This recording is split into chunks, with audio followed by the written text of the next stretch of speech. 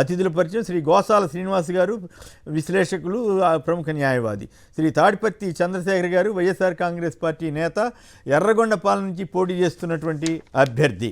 ఇక ఈరోజు వీడియోలు చూసిన తర్వాత ఒక బ్రేక్ తీసుకుని చర్చలోకి వెళదాం. सीपी की पार्टी नहीं है, ये गरीबों की पार्टी है। जय जगन, जय जगन, जय जगन। ये गरीबों की पार्टी है, यतीमों की पार्टी है, ज़ईफों की पार्टी है, कमजोरों की पार्टी है। अम्मावड़ी जो भी लेती है ना उनकी पार्टी है, ज़ईफों की पार्टी है, आसरा लेते सालिंग पार्टी है, आखिरकार वंटरी महिला की पार्टी है। इस कदम पे चला दे, हम भी इस कदम पे चलेंगे इंशाअल्लाह। इस पार्टी का हम वोट डालेंगे। ముందుగా గోసాల శ్రీనివాస్ గారు మాట్లాడండి. ఏమిటి ఈయన ఫస్ట్ కొద్దిసేపు ఒక 2 నిమిషాలు దీని మీద మాట్లాడిన తర్వాత చంద్రబాబు గారి వ్యాఖ్యల మీదకి వెళదాం. ఈ వాలంటీర్ల మీద ఈనాడు వాళ్ళ గోల ఏంటండి? చేసిందంతా చేసి ఇప్పుడు ప్రభుత్వం మీద పడి గొడవ చేస్తున్నారు. రోజు సిఎస్ని మార్చాల్సిందే అంటారు. ఏమిటి ఈ మీరు ఎట్లా ఫీల్ అవుతున్నారు? మ్యూట్లో ఉన్నారు శ్రీనివాస్ గారు. ఇది మతి భ్రమించి మాట్లాడుతున్నారా లేకపోతే డెస్పరేట్ సిచ్యువేషన్ లో మాట్లాడుతున్నారా? ఏం మాట్లాడుతున్నారు? వాలంటీర్స్ గురించి కానీ ఇవన్నీ ఇప్పుడు ప్రభుత్వం ఏదైనా నిర్ణయాలు తీసుకోవట్లేదు, కొత్త నిర్ణయాలు ఏం తీసుకోలేదు. పాత నిర్ణయాలు స్వాగతించారు, ముందు వ్యతిరేకించారు, తర్వాత స్వాగతించారు. మళ్ళీ ఈ వ్యవస్థలో ఉన్నటువంటి వాలంటీర్స్ మీకేం పర్వాలేదు, మీ ఉద్యోగాలు భద్రత ఉంటుంది, నేను గ్యారంటీ మీ సేవలు వాడుకుంటాం, మీకు ఇప్పుడు ఇచ్చిన మీ పారితోషికం కన్నా రెట్టింపు పారితోషికం ఇస్తానని చెప్పి వాళ్ళకి అంతా వాగ్దానాలు చేశారు.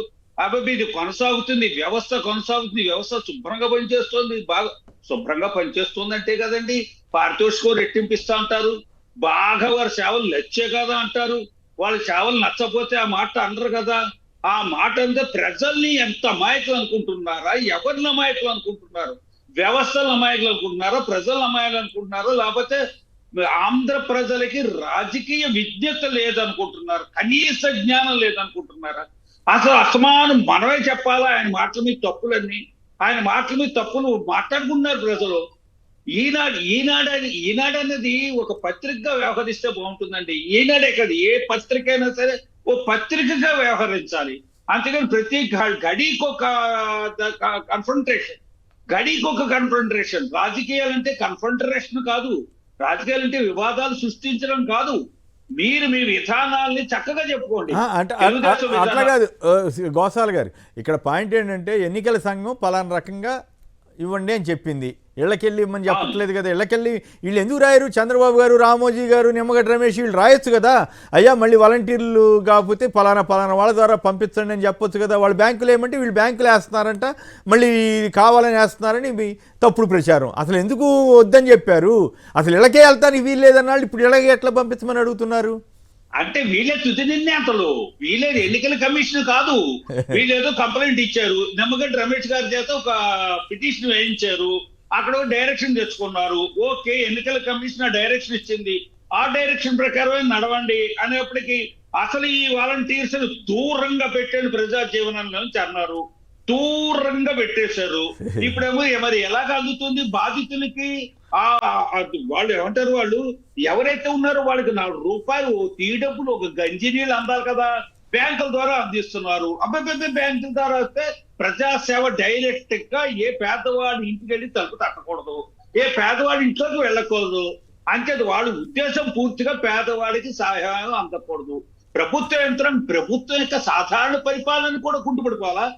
సాధారణ పరిపాలన జరగాల అక్కర్లేదా? సాధారణ పరిపాలన అక్కర్లేదా? బంద్ చేసేస్తారా? అసలు వీళ్ళు తెలుగుదేశం కానీ చంద్రబాబు నాయుడు కానీ ఈనాడు వారు కానీ వారి ఉద్దేశం ఏమిటి? వారికి కావాల్సిన పని ఏమిటి?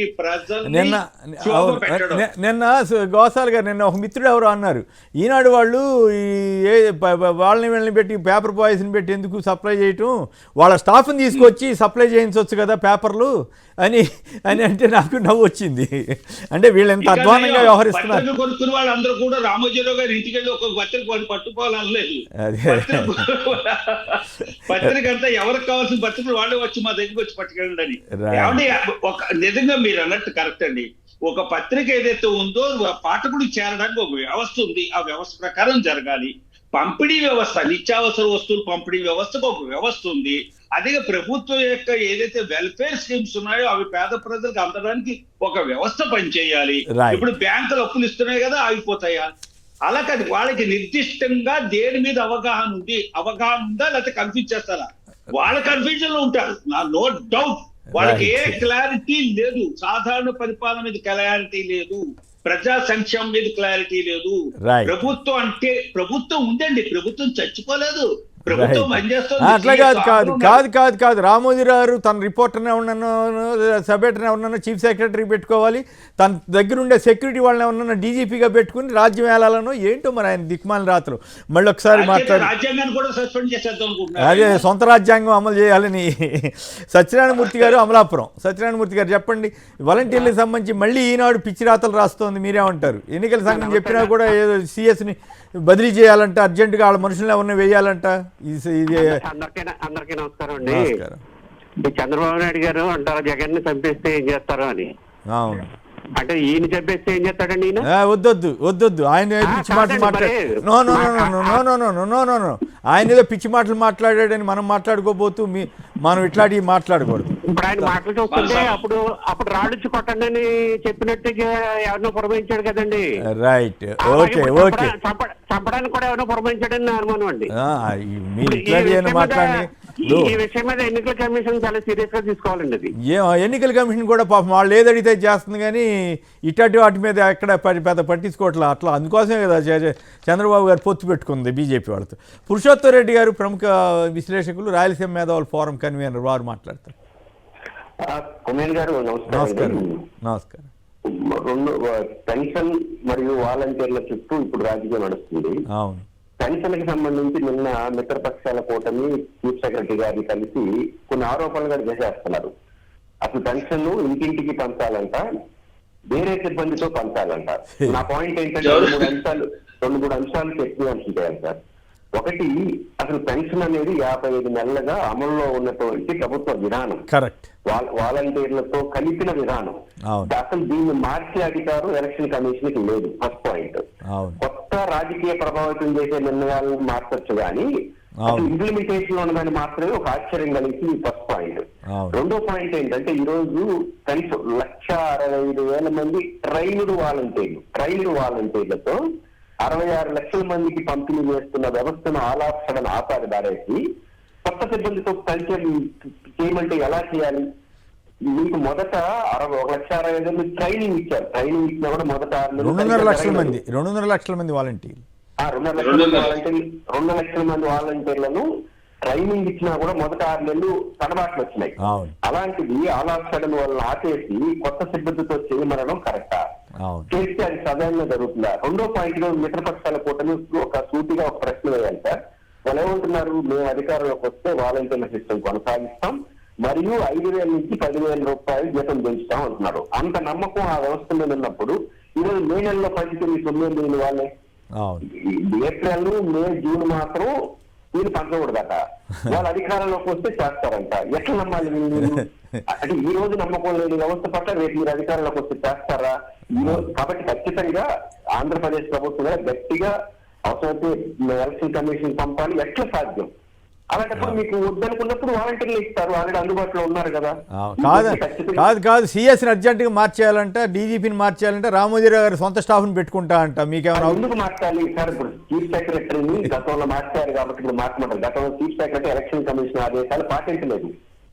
ఇప్పుడు పాటిస్తుంటే కూడా గొడవ చేస్తున్నాడు. పాటించలేదు, నిమిషంలో 6 నిమిషాలు చేస్తున్నాడు అని చెప్పింది. కాబట్టి ఎట్లా మారుస్తారు? మీకోసం మారుతారు కదా. ఏం చేస్తాం సార్, కొత్త రాజ్యాంగం రామోజీరావు రచిస్తున్నాడు, మనం చదువుకోవాలి. నాకైతే మీరు ఎట్లా ఫీల్ అవుతున్నారు కానీ నాకైతే దరిద్రం ఏంద్రా పొద్దున్నే న్యూసెన్స్ అన్నట్టు అనిపిస్తా ఉంది. కానీ తప్పనిసరి ఇది చూసి జనానికి చెప్పాల్సి వస్తా ఉంది. ఎలక్షన్ కమిషన్ కూడా సీరియస్. నిన్న ఒక ఆర్టికల్ రాశారు కొమ్మినేని గారు. అవును, ముఖేష్ అంబానీ గారు చీఫ్ సెక్రటరీ మాట ఎలక్షన్ కమిషన్ వింటా ఉన్నాడా? ఎలక్షన్ కమిషన్ మాట ఈ పదం వాడచ్చా? వాడికి ఎలక్షన్ కమిషన్ స్పందించాలి కదా. మా మాట ఏంటున్నారు సీఎస్ అని చెప్పాలి కదా వాళ్ళు. అవును, ఎలక్షన్ కమిషన్ కూడా ఇప్పుడు నేను గమనిస్తున్నాను కదా, పూర్తిగా ఇన్ఫ్లుయెన్సెస్కే అనుకోవడంగానే వ్యవహరిస్తోందేమో అనే అనుమానం సహజంగానే వస్తూ ఉంది. అంతే కదండి. రైట్, ధన్యవాదాలు. ఇక చంద్రశేఖర్ గారు చెప్పండి, ఈ వాలంటీర్ ఇప్పుడు తాజాగా బ్యాంకుల్లో వేస్తున్నా కూడా రామోజీరావు పెద్ద ఎత్తున ఇంకే ఉందని చెప్తున్నారు. చంద్రబాబు గారు అయితే మొత్తం వృద్ధుల మరణానికి మీరు కారణం అని చెబుతున్నాడు. ఏంది ఇది ఇంత అన్యాయంగా చెప్తున్నారు వాళ్ళు? తెలుగుదేశం పార్టీ అసత్యాలను ప్రచారం చేయడం వాళ్ళ విధానం కాబట్టి ఖచ్చితంగా లేనటువంటి విషయాలనే ప్రచారం చేసుకుంటూ వారి యొక్క రాజకీయాన్ని కొనసాగిస్తూ ఉన్నారు. ఇవాళ వాలంటరీ వ్యవస్థ లేకపోవడం వలన వృద్ధులు ఎంత ఇబ్బంది పడుతున్నారో వాళ్ళు విలేజెస్లోకి వచ్చి చూస్తే అర్థమవుతుంది. 85 సంవత్సరాలు పైబడ్డటువంటి వృద్ధులు నా నియోజకవర్గంలో ఎర్రగొండపాలెంలో దాదాపు 900 మంది ఉన్నారు. అందరూ కూడా పెన్షన్ తీసుకునేటటువంటి వారు. 85 సంవత్సరాల వయసులో వారు ఏ కండిషన్లో ఉంటారు, వారికి ఎవరు తీసుకెళ్ళేసి ఆ పెన్షన్ ఇవ్వాలి? ఒకవేళ బ్యాంక్ అకౌంట్లో మనీ వేస్తే ఆ మనీని ఎవరు డ్రా చేసి తీసుకొచ్చి వాళ్ళకి ఇవ్వాలి? ఇది ఒక పెద్ద సమస్య. కాబట్టి ఇంత గొప్ప ఆలోచనతోటి జగన్మోహన్ రెడ్డి గారు దాదాపు 58 నెలల కాలం వాళ్ళకి కనీసం చిన్నపాటి అసౌకర్యం కలగకుండా వారికి పెన్షన్ అందించారు. అందుకున్నారు వారు దానికి అలవాటుగా మార్చుకున్నటువంటి విధానాన్ని బట్టి వారు కోరుకుంటారు ఇంటి వద్దకే రావాలని. దాన్ని ఈ ఎలక్షన్ కమిషన్ అనేటటువంటి ఈ యొక్క వ్యవస్థ అడ్డుకోవడం అనేది చాలా దుర్మార్గం, అన్యాయం. వాలంటీర్స్ నిజంగా అడ్డుకునేదాకా గొడవ చేసింది రామోజీరావు, చంద్రబాబు, పవన్ కళ్యాణ్లే కదా. అయినప్పటికీ దాని మీద నిర్ణయం తీసుకునేటప్పుడు దీనివలన ఎలాంటి నష్టం సమాజానికి జరుగుతుందనేటటువంటి ఆలోచన ఖచ్చితంగా ఎలక్షన్ కమిషన్కి ఉండాలి. రామోజీరావు గారు, చంద్రబాబు నాయుడు గారు ప్రజల్ని ఎప్పుడు వంచిస్తూనే ఉంటారు. వారు వంచి వ్యాపారాలు పెంచుకుంటూ పోతూ ఉంటారు. ఇవాళ వాళ్ళు కోట్లకు పడగెత్తినటువంటి డబ్బంతా ప్రజల డబ్బే. మా ప్రభుత్వం వచ్చిన తర్వాత ప్రతి రూపాయిని కూడా ప్రజలకు అందించాం, ప్రజల ఖాతాల్లోకి వేశాం, గ్రామాలలోకి అభివృద్ధిని తీసుకెళ్ళాం. వాలంటరీ వ్యవస్థ ద్వారా చేయవలసినటువంటి ప్రభుత్వ రంగ కార్యక్రమాలను మొత్తాన్ని కూడా ప్రజలకు అందించాం. అన్ని విధాల అంటే రేపు మే 1న జరగబోయే దాని మీద అప్పుడే మీ మీద బురద జల్లే కార్యక్రమం రామోజీరావు టేకప్ చేశారు. దీన్ని ఎట్లా ఎదుర్కొంటారు? ఖచ్చితంగా ప్రజలకు తెలుసు రామోజీరావు అనేటటువంటి వ్యక్తి ఒక రాజకీయ వ్యభిచారం చేస్తున్నాడనే విషయాన్ని ప్రజలందరూ గమనించారు. కాబట్టే ఈనాడు అనేటటువంటి పేపర్ యొక్క సర్క్యులేషన్ దాదాపు సగానికి పడిపోయింది. ఇవాళ వైఎస్ఆర్ కాంగ్రెస్ పార్టీ చేస్తున్నటువంటి అభివృద్ధిని కనీసం ఆ డేటాను కూడా ముద్రించలేనటువంటి పరిస్థితిలోకి ఆ పత్రిక వెళ్ళిపోయింది. రాష్ట్రం యొక్క జిఎస్డిపి దేశ జిఎస్డిపి కన్నా మెరుగైనటువంటి స్థాయిలో ఉన్నా కానీ చెప్పలేనటువంటి పరిస్థితిలోకి వెళ్ళిపోయింది. 31 లక్షల ఇంటి పట్టాలు ఇస్తే చెప్పుకోలేనటువంటి పరిస్థితి, ప్రజలకి తెలియపరచాల్సినటువంటి బాధ్యతను కూడా మర్చిపోయినటువంటి ఆ పత్రిక గురించి ఎంత తక్కువ మాట్లాడితే అంత మంచిది. రామోజీరావు అనేటటువంటి వ్యక్తి ఖచ్చితంగా నిస్సిగ్గుగా ఈ యొక్క తెలుగుదేశం పార్టీకి సపోర్టర్గా మారిపోయినటువంటి ఉదాంతాన్ని ప్రజలందరూ గమనించారు. కాబట్టి దానిలో రాసేటటువంటి రాతలన్నీ ప్రజలకు తెలుసు. కాబట్టి పట్టించుకోవాల్సినటువంటి పని లేదు. రైట్. అయితే ఈ విషయానికి జగన్ గారేమో నేను తీసుకొచ్చిన వ్యవస్థను రద్దు చేస్తానని చెప్పే దమ్ముందా? గ్రామ సచివాలయాలు రద్దు చేస్తావా, వాలంటీర్ల వ్యవస్థ రద్దు చేస్తావా, నేను తీసుకొచ్చిన చేయూత రద్దు చేస్తావా అని అడుగుతుంటే చంద్రబాబు గారేమో ఏమంటాడు, జగన్ నిన్ను చంపితే ఏమవుతుంది, తాడేపల్లి ప్యాలెస్ బద్దలు కొట్టాలి. ఏంది ఈ మాటలేంటి? ఎట్లా చూస్తున్నారు వీటిని? అహంపూరితమైనటువంటి మాటలు, దుర్మార్గపు రాజకీయానికి పరాకాష్ట. వెన్నుపోటు రాజకీయాలతోటి కోట్లు కట్టుకున్నటువంటి ఈ యొక్క పెత్తందారి చంద్రబాబు నాయుడు, వాళ్ళ భార్య కూడా ఏ రకమైనటువంటి మాటలు మాట్లాడుతున్నారో సభ్య సమాజం అసలు అంత అసహ్యంగా మాట్లాడింది ఏంటంటే నేనైతే ఊహించలేదు. ఇట్లా వారి చరిత్ర అండి అది. వారికి కష్టపడి పనిచేసిన చరిత్ర లేదు. దోచుకోవటం, వెన్నుపోటు ద్వారా లాక్కోవటం. ఏ కష్టపడి పార్టీ పెట్టి పార్టీని గెలిపించుకున్నటువంటి చరిత్ర ఉందా? ఒంటరిగా ఎప్పుడైనా తెలుగుదేశం పార్టీని పోటీలో నిలబెట్టి గెలిపించినటువంటి చరిత్ర ఉందా? సొంత కొడుకును గెలిపించుకున్నటువంటి చరిత్ర ఉందా? చిత్తూరు డైరీని చంపివేసి ఆ డైరీ ప్లేస్లో హెరిటేజ్ని పెట్టుకొని వ్యాపారాలు పేరుతోటి ప్రభుత్వ డబ్బును దోచుకున్నటువంటి ఈ దళారులు ఏమైనా మాట్లాడతారు.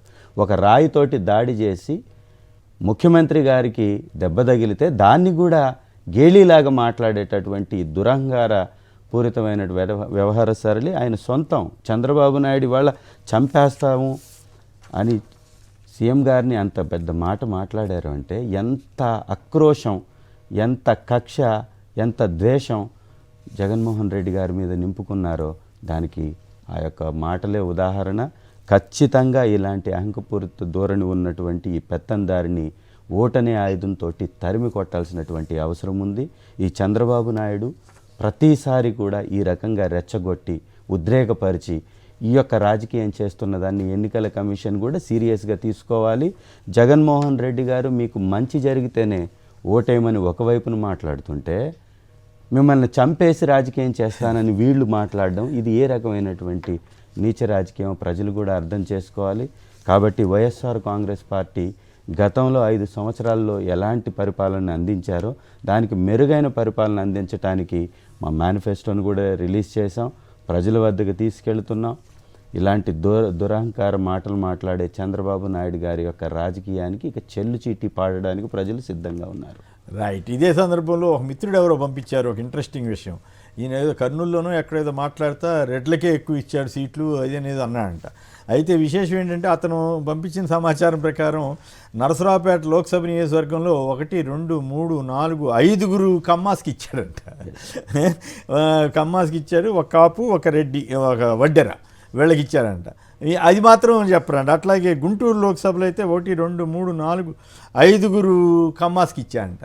మరి ఈయన ఎట్లా చెప్తాడు? ఇప్పుడు అసలు ఇటువంటి విషయాలు చెప్పటం ఎందుకు, చెప్పి తన పరుగు తను తీసుకోవటం ఎందుకు? 175 నియోజకవర్గాలలో 25 పార్లమెంట్ నియోజకవర్గాలు కలిపి 200 నియోజకవర్గాల్లో 100కు పైచిలుకు నియోజకవర్గాలని ఎస్సీ, ఎస్టీ, బీసీలకు ఇచ్చినటువంటి ఏకైక పార్టీ వైఎస్ఆర్. మరి ఈయన చెప్పట్లే, ఆ యాంగిల్ చెప్పట్లేదు ఈయన. మా ప్రకాశం జిల్లాలో యాదవులకి 2 ఎమ్మెల్యే సీట్లు మొదటిసారి కదా, మొట్టమొదటిసారి చరిత్రలో లేదు బీసీఎల్కి. ఎస్, అది నేను చెప్పాడు కదా మహేందర్ రెడ్డి గారికి, ఆయన అడగంగానే బీసీకి ఇస్తానగానే ఆయన ముందుకొచ్చాడు.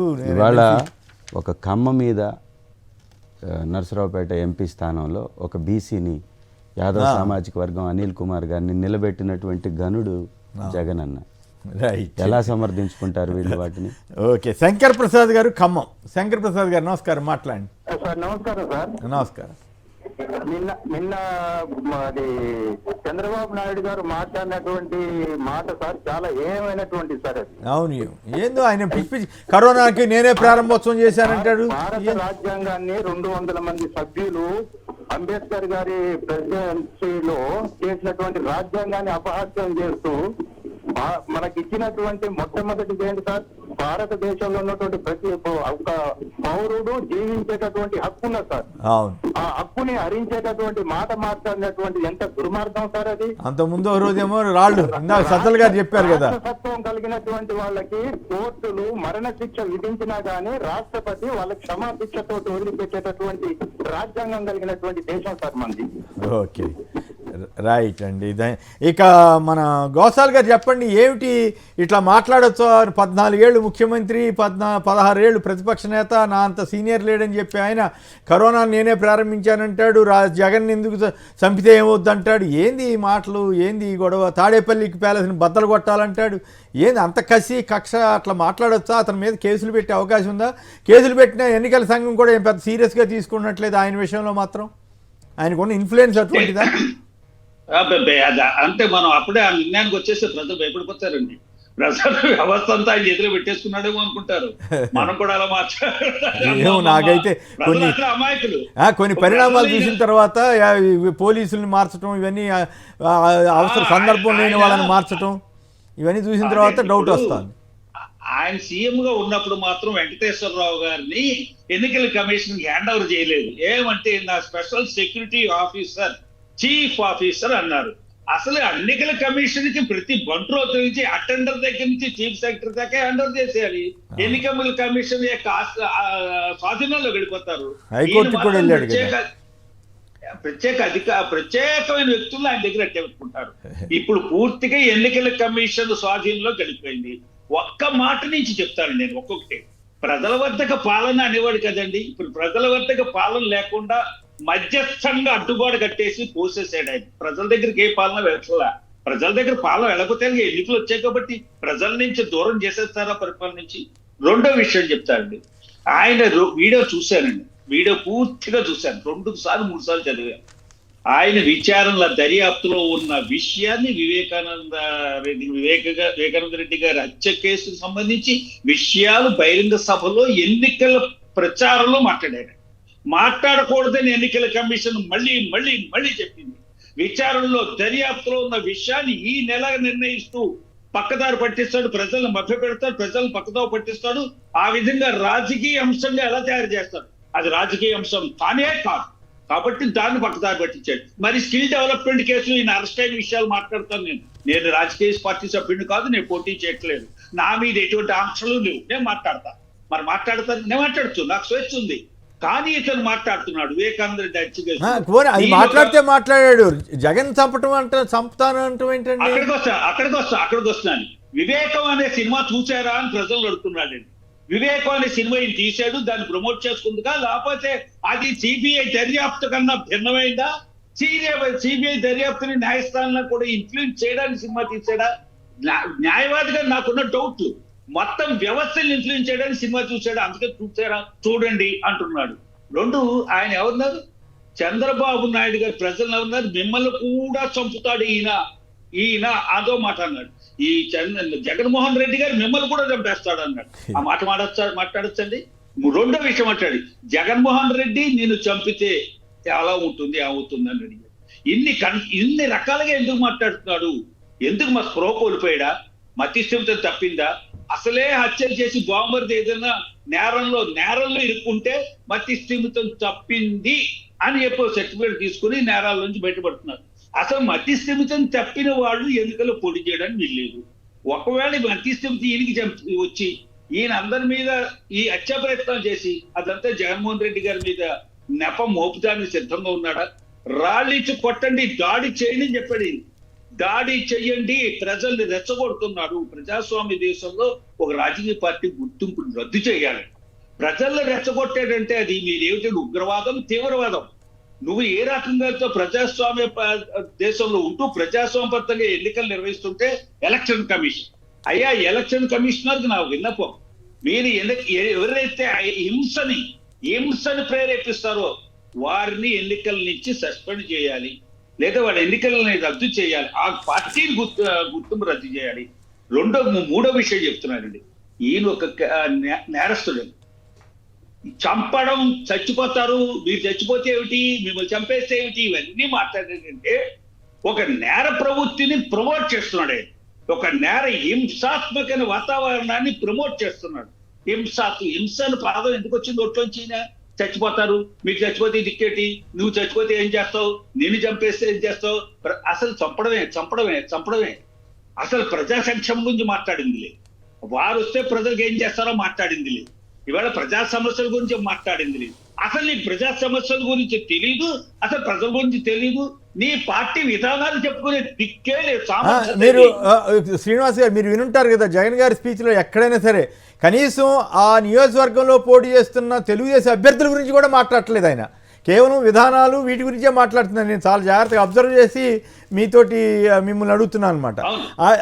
ఈయనేమో అచ్చంగా ఇక ఎవరిని పడితే వాడిని బూతులు తిడుతాం. ఈయన పవన్ కళ్యాణ్ ఇద్దరు పోటీలు పడి నోటుకు వచ్చినట్టు దూషిస్తున్నారు. అంత ఫ్రస్ట్రేషన్ దేనికి? అసలు వీళ్ళ మీద కేసులు పెట్టే అవకాశం ఉంటుందా ఉండదా? ఖచ్చితంగా పెట్టకపోతే తప్పు. అసలు నిన్న అతను మొత్తం వీడియోని ఎన్నికల కమిషన్ పంపించి ఇదా ఎన్నికల సభలో మాట్లాడుతుంది, మిమ్మల్ని చంపేస్తే అవుతుంది, నిన్ను చంపేస్తే అవుతుంది, ఎవరు చంపేస్తారని చెప్పే విషయం, చంపేస్తారన్న మాట ఈయన ఎందుకు మాట్లాడండి? మీకు జగన్మోహన్ రెడ్డి గారికి ఉన్న సమయం ఆయన అభ్యర్థులు పరిచయం చేయడానికి, ఆయనకి ప్రభుత్వం తీరుని ప్రజలు మీరు సాటిస్ఫై అయితే, మీరు if you are happy with me vote for me అంటున్నాడు. అంతేకాని చంద్రబాబు నాయుడు గురించి ఏమంటే నేను ఎవరు తప్పు మాట్లాడినా నేను నిలదీసి అడిగా ముందు. కానీ ఇక్కడ చంద్రబాబు నాయుడు గారు అతను ప్రతిపక్ష నాయకుడుగా ఉండి ఎన్నికల్లోకి వెళ్తున్నప్పుడు తను డిస్పరేట్ అయిపోయి మొత్తం పూర్తిగా సంయమనం కోల్పోయి, విజ్ఞత అన్ని కోల్పోయాడు, సంస్కారం కూడా లేదు. అంత సంస్కారహీనంగా మాట్లాడుతున్నప్పుడు ఎన్నికల కమిషన్ చేష్టలు ఉడిగి ఉండదు, కంప్లైంట్ ఇచ్చేవాడు కావాలి. నేను నమ్ముతున్నాను ఎన్నికల కమిషన్. ఇంకో పాయింట్ ఏంటి, జగన్ గారు డైరెక్ట్గా అడుగుతున్నాడు, నువ్వు వాలంటీర్ వ్యవస్థ రద్దు చేస్తానని చెప్పగలవా, లేకపోతే గ్రామ సచివాలయం రద్దు చేస్తానని చెప్పగలవా, నేను తీసుకొచ్చిన స్కీములు రద్దు చేస్తామని చెప్పగలవా అంటే ఒక్కదానికి ఆన్సర్ ఇవ్వట్లేదు. చెప్పలేడు ఆయన. ఎందుకంటే ప్రజలు తినబడిపోతారు. అయ్యో బాబోయ్ మీరు మా వాలంటీర్ వ్యవస్థ రద్దు చేస్తున్నారంటే కొన్ని గుండెలు ఆగిపోతాయి. ముసలాలు 75 వాళ్ళు మనం చంపేశారు కదా. మన చాలా మంది చచ్చిపోయారు పెన్షన్ కోసం ఈ ఎండలో సచివాలయానికి నడిచేస్తూ దారిలో చచ్చిపోయారు. ఆ చావులన్నిటికీ కారణం చంద్రబాబు నాయుడే. చంద్రబాబు నాయుడు లేకపోతే ఆ ముసలాడు బతికుండేవారు.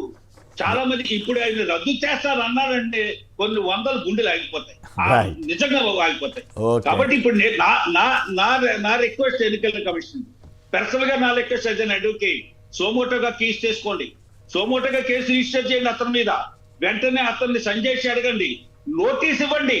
నువ్వు ఇదే విధానం కొనసాగిస్తే నీకు ఆ పంచం చేశారు. 2019లో ఒక వ్యక్తిని ఎన్నికల ప్రచారంలో పాల్గొనడానికి లేదని ఆపేశారు. అసలు నువ్వు ఎన్నికల ప్రచారం చేయొద్దు, నువ్వు ఇంటికే పరిమితం అయిపో. ఇంటికి పరిమితం చేసేస్తారు అతన్ని. ఇంటికి పరిమితం చేసేటువంటి ఆంక్షలు ఎన్నికల కమిషన్ దగ్గర ఉన్నాయి, బలమైన హక్కులు ఉన్నాయి, అధికారం ఉంది అక్కడ. కాబట్టి మీరేదో లాయర్ కాదు సార్, మీరేదో లాయర్గా చెబుతారు. ఆయన జైల్లో ఉన్నప్పుడు ఆయనకి లేని జబ్బు లేదు. చివరికి ఈనాడు వాళ్ళు ఎంత దిక్కుమాలిన రాత్రులు రాశారంటే చర్మ వ్యాధితో కూడా ప్రాణాపాయం జరిగిపోద్దని వార్త ఒక డాక్టర్ తోటి చెప్పించారు. అసలు ఆయన అన్ని జబ్బులు ఉంటే కూడా కోర్టు వారు అన్ని జబ్బులు ఉన్నాయా పాపం అని ఇచ్చేశారు కదా. ఇప్పుడు ఆయన తీవ్రమైన ఎండల్లో హ్యాపీగా తిరుగుతున్నాడు. మరి ఇప్పుడు న్యాయ వ్యవస్థ తప్ప, తప్పుడు సర్టిఫికేట్ని కోర్టులో ఆమోదించడం తప్ప ఎట్లా మేమేం చెబుతాం? మా బోర్డు సామాన్యులు చెబితే మళ్ళీ మీ న్యాయ వ్యవస్థ కోపం వస్తుంది. కానీ అలా కాదు, ఇదే విషయం మీరు అడిగిన విషయమే ఒక న్యాయవాది నన్ను అడిగాడు. తెలుగుదేశం సపోర్ట్ అనొచ్చు. చూసారా కోర్టు ఇచ్చేసింది. మీరు అన్ని ఒట్టిదన్నారు కదా, ఆయనకి ఇబ్బందులు ఉన్నాయి, చర్మ వ్యాధులు ఉన్నాయంటే నేనేం చెప్పాను, కోర్టు ఆయనకున్న వ్యాధులన్నీ జైల్లో ఉన్న ఖైదీలకు అంటిస్తాడని భయంతో విడుదల చేశారు. Okay right. మోహన్ రావు గారు విజయవాడ, సంక్షిప్తంగా మాట్లాడితే ఆయన తక్కువ. నమస్తే అండి అందరికి పెద్దలందరికీ నమస్కారం. చంద్రబాబు గారు ఆ రకంగా అభ్యంతరకరంగా మాట్లాడటం చాలా తప్పండి. ఎన్నికల కమిషన్ ఎందుకు చర్యలు తీసుకోవట్లేదు అర్థం కావట్లేదు. ఇంకా నిన్న కదా జరిగింది, మనం కూడా తొందరపడకూడదు. ఇప్పుడు కంప్లైంట్ వెళ్ళిన తర్వాత వాళ్ళు చూసి వాళ్ళు ఏదో నిర్ణయం తీసుకుంటే మంచిది. ప్రజాస్వామ్యం సుమోటోగా తీసుకోవాలండి. ఇది వేరే కంప్లైంట్ చేయాల్సిన అవసరం కూడా లేదు, సుమోటోగా తీసుకోవాలి. తర్వాత ఒక్క విషయం అండి, ప్లీజ్. మేనిఫెస్టోలో జగన్ గారు కొంచెం రాష్ట్ర ప్రభుత్వ ఉద్యోగులకి పెన్షనర్లకి ఆ డిఎల్ రిలీజ్ చేస్తామని ఒక హామీ ఇస్తే బాగుండేదండి. ఇచ్చారుగా, ఆల్రెడీ కలిపామని కూడా చెప్పారు కదా, జీతాల్లో కూడా కలిపారు కదా. ఇక సదాశివరెడ్డి గారు గుంటూరు నుంచి సంక్షిప్తంగా మాట్లాడండి, టైం తక్కువ. నమస్తే కేసీఆర్. నమస్కారం, మాట్లాడండి. ఇప్పుడు ఈ జరుగుతున్న పరిణామాలు చూస్తుంటే చాలా దారుణంగా ఉన్నాయి సార్. అసలు ఎలక్షన్ కమిషన్ అనేది ఉందా లేదా, ఏం జరుగుతుంది, వాళ్ళు అసలు ఎవరు అధీనంలో ఉన్నారు, మొత్తం కేంద్ర ప్రభుత్వం మోడీ గారి చేతుల్లో ఉన్నట్టు అనిపిస్తుంది. వాళ్ళ అన్నదండలు చూసుకొని ఇష్టం వచ్చినట్లు మాట్లాడుతున్నా కూడా కనీసం మరి కేంద్ర ఎలక్షన్ కమిషన్ కూడా స్పందించకపోవడం, ఇంత దౌర్భాగ్య నికృష్టమైన మాటలు మాట్లాడుతుంటే చంద్రబాబు నాయుడు గారు వాళ్ళ ముఠ మరి ఇది మొత్తం కావాలని చేపిస్తున్నారేమో, జగన్ గారి మీద అంతం చేయడానికి కుట్ర పన్నుతున్నారేమో అని దారుణమైనటువంటి అనుమానాలు ప్రజల్లో ఏర్పడ్డాయి. ఇంత మంచి పరిపాలన చేస్తున్నటువంటి, ఇన్ని లక్షల కోట్ల పరిపాలన చేస్తున్నటువంటి, ప్రజల సంక్షేమం కోసం పాటుపడుతున్నటువంటి ఒక ముఖ్యమంత్రిని పట్టుకొని ఇలా నీచమైన మాటలు మాట్లాడటం, మరి మోడీ గారు కూడా ఈ విషయంలో స్పందించకపోతే మాత్రం బీజేపీ అనేది బీజేపీ పార్టీకి కూడా మరి తీవ్రమైనటువంటి అపవాదు మోయాల్సి వస్తుంది. మనుషులు చాలా బాధపడుతున్నారు సార్, ప్రజలు ఆవేదనతో ఉన్నారు సార్, జగన్ ఏమన్నా చేస్తారేమని. రైట్ అండి, ధన్యవాదాలు. ఇక తుని రైలు దహనం వైకాపా కుట్రే, కాపులకు రిజర్వేషన్ అని పొండి అని జగన్ అన్నట్ట. కాపు పెద్దలను ఎమ్మెల్యేలను అడుగుతున్నా, రిజర్వేషన్ ఇవ్వనన్న వ్యక్తిని ఆ పార్టీలో కూర్చుని ఏ ప్రాతిపదికన మద్దతిస్తారు? ద్వారంపూడి, కరుణాకర్ రెడ్డి తదితరుల పన్నాగం, కులాల మధ్య చిచ్చు పెడుతున్న జగన్. ఈ రకంగా పవన్ కళ్యాణ్ గారు మాట్లాడుతున్న తీరు మీద చంద్రశేఖర్ గారు మీరు ఎట్లా స్పందిస్తారు? కులాల కుంపట్లు పెట్టడం ముందు నుంచి తెలుగుదేశం పార్టీ విధానం. ఇవాళ కాపుల్ని ఓన్ చేసుకునే ప్రయత్నం చేసిన తెలుగుదేశం పార్టీ కాపులకి ఏం చేసిందో చెప్పాలి. మేము 58 నెలల కాలంలో దాదాపు 35,000 కోట్ల రూపాయలని కాపుల సంక్షేమానికి, కాపులకు అందించినటువంటి ప్రభుత్వం మా ప్రభుత్వం. కాపులకి అత్యంత ఎక్కువ మంత్రి పదవులు ఇచ్చినటువంటి ప్రభుత్వం మా ప్రభుత్వం. కాపులకి ఎక్కువ ఎమ్మెల్యే టికెట్లు కేటాయించినటువంటి పార్టీ వైఎస్ఆర్ కాంగ్రెస్ పార్టీ. ఇది మేము చేసినటువంటి మేలు కాపులకి. మరి తుని ఘటన ఎవరు రెచ్చగొట్టడం వలన ఎవరి ప్రభుత్వంలో జరిగిందో తెలియదా ప్రజలకి? చేసినటువంటి వాళ్ళు మీతోటే జతకట్టి, ఈరోజు చేయించినటువంటి వాళ్ళు మీతోటే జతకట్టి, మా ప్రభుత్వంలో ఒక మంత్రిగా ఉన్నటువంటి వ్యక్తి ఇంటిని కాల్చేసినటువంటి దుర్మార్గులు వీళ్ళు మళ్ళీ ఈరోజు ఇలాంటి మాటలు మాట్లాడడం వారి నీచ రాజకీయానికి పరాకాష్ట. ఇక దానికి మాటలు చెప్పడానికి కూడా కేసులో తుని రైలు తగలబెట్టినప్పుడు అరెస్ట్ అయినంత కాపు ఉద్యమ నేతలను కదా అరెస్ట్ చేసింది. ఇప్పుడు వాళ్ళందరి మీద కేసులు ఎత్తేసింది జగన్ గారు. కానీ మరి వైసీపీ వాళ్ళని అప్పుడేం వైసీపీ వాళ్ళని అరెస్ట్ చేయలేదు కదా.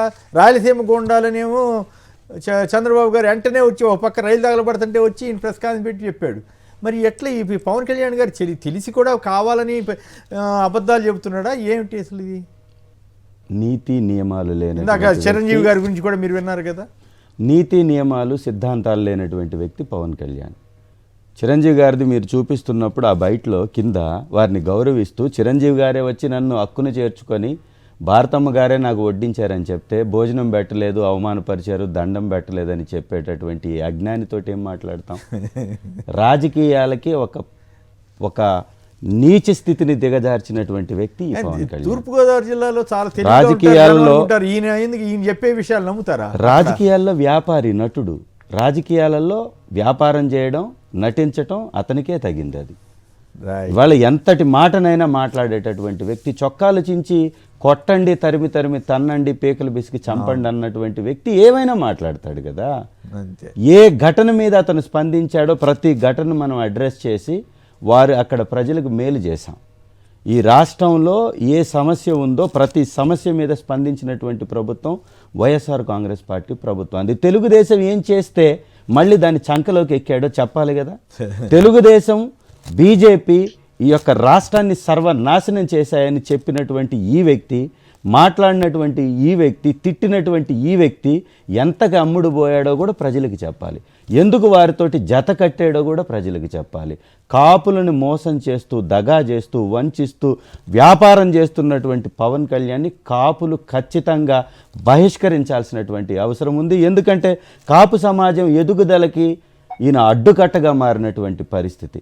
కులాల కుంపట్లు పెట్టి రెచ్చగొట్టి యువతని పక్కదారి పట్టిస్తున్నటువంటి ఈ వ్యక్తిని ఖచ్చితంగా కాపు సమాజం ఖచ్చితంగా బహిష్కరించాలి. రైట్. శ్రీనివాస్ గారు మీరేమంటారు? ఇప్పుడు పవన్ కళ్యాణ్ గారి ధోరణి మొదటి నుంచి పరిశీలిస్తున్నానండి. ఆయన ఒక సందర్భంలో సిఐడి చంద్రబాబు నాయుడు గారి మీద కేసు పెట్టినప్పుడు స్కిల్ డెవలప్మెంట్ కార్పొరేషన్ దాంట్లో అవకతవకలు జరిగాయని ఈయన మాట అన్నారండి. అవినీతికిట పెరిమిజిబుల్ ఎక్స్టెంట్ ఆఫ్ కరప్షన్ అని చెప్పారు. అప్పుడు పర్మిజిబుల్ ఎక్స్టెంట్ ఆఫ్ కరప్షన్ అది సాధారణంగా ఉంటుందట అని ఈయనే చెప్పారు. ఆయన మనం తప్పు పట్టలేం, కొంత ఎక్స్టెంట్ ఉంటుంది. అది డిసానెస్ట్ అన్నది, కరప్షన్ అన్నది, దాన్ని మనం పట్టించుకోక్కర్లేదు, మరి ఇగ్నోర్ చేయాలి 20% అని చంద్రబాబు నాయుడు గారు అవినీతి పరుడే అని చెప్పగా చెప్పాడు ఈయన. అంచేత ఆయన ఈ విషయం మీరు ఇంతగా చెప్పారు. ఆయన మన మిత్రులు ఆయన తెలుగుదేశాన్ని పాలనని 2019 ఎన్నికల్లో తూర్పారబడుతూ ఇటువంటి ప్రభుత్వం పార్టీని అధికారంలోకి రాకుండా చేయాలి, అధికారంలో దింపాలని అడిగాడు. ఏ కారణాల చేత అధికారంలో దింపాలని 2019లో అన్నారు. అప్పుడు 2014 నుంచి 19 దాకా అధికారంలో ఉంది.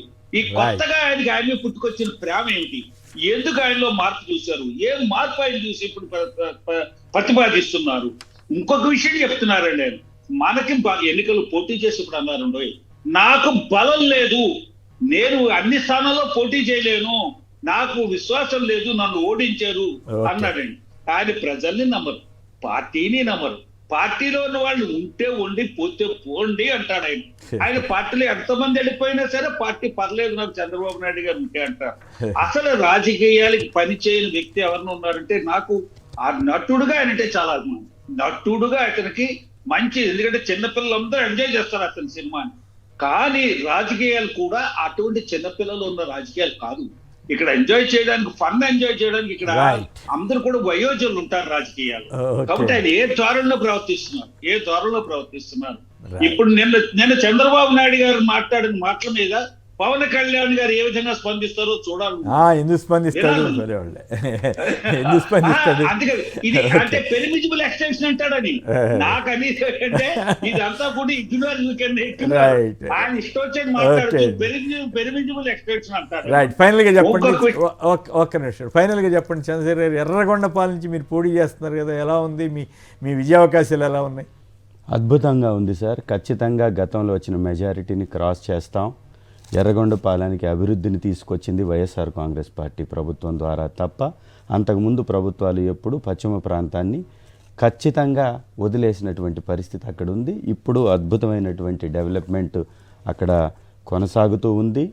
వెలుగొండ ప్రాజెక్టు సంజీవని మాకు గంగమ్మ తల్లిని అక్కడ తలపై ఒడిసి పట్టుకొని అక్కడ ప్రాంతానికి నీరు అందించేటటువంటి project Veligonda project. Natural reservoir అది.